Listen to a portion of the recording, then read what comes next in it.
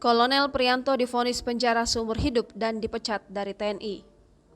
Kolonel Infanteri Priyanto divonis penjara seumur hidup dan dipecat dari Institusi Tentara Nasional Indonesia Angkatan Darat. Vonis dibacakan Majelis Hakim di Pengadilan Militer Negeri 2 Cakung, Jakarta Timur pada Selasa 7 Juni 2022. Priyanto dinilai terbukti bersalah melakukan pembunuhan berencana, merampas hak orang lain, dan menghilangkan mayat. Hakim Ketua Brigadir Jenderal Faridah Faisal memerintahkan agar terdakwa tetap ditahan. Vonis itu sama dengan tuntutan.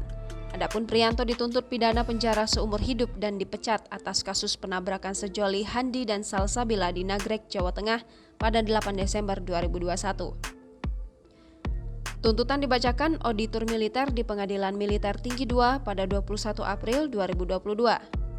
Priyanto dinilai terbukti secara sah dan meyakinkan bersama-sama melakukan tindak pidana pembunuhan berencana, melakukan penculikan, dan menyembunyikan mayat.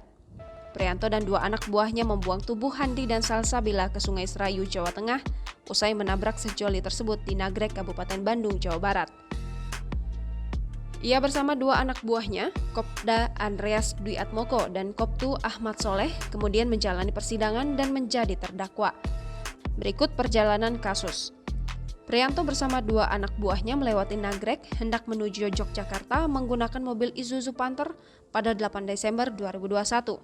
Sekitar pukul 15.30 waktu Indonesia Barat, mobil itu bertabrakan dengan motor Satria FU yang dikendarai Handi dan Salsabila. Priyanto memerintahkan anak buahnya untuk membuang kedua korban meski ia mendapat saran untuk membawa Handi dan Salsabila ke rumah sakit terlebih dulu. Namun, hal itu tidak digubris Priyanto. Kedua korban kemudian dibuang ke Sungai Serayu. Disebutkan Handi dibuang dalam keadaan masih hidup. Sementara itu, Salsabila dibuang dalam keadaan sudah meninggal. Atas perbuatannya itu, Priyanto dituntut pidana penjara seumur hidup dan dipecat dari institusi TNI Angkatan Darat.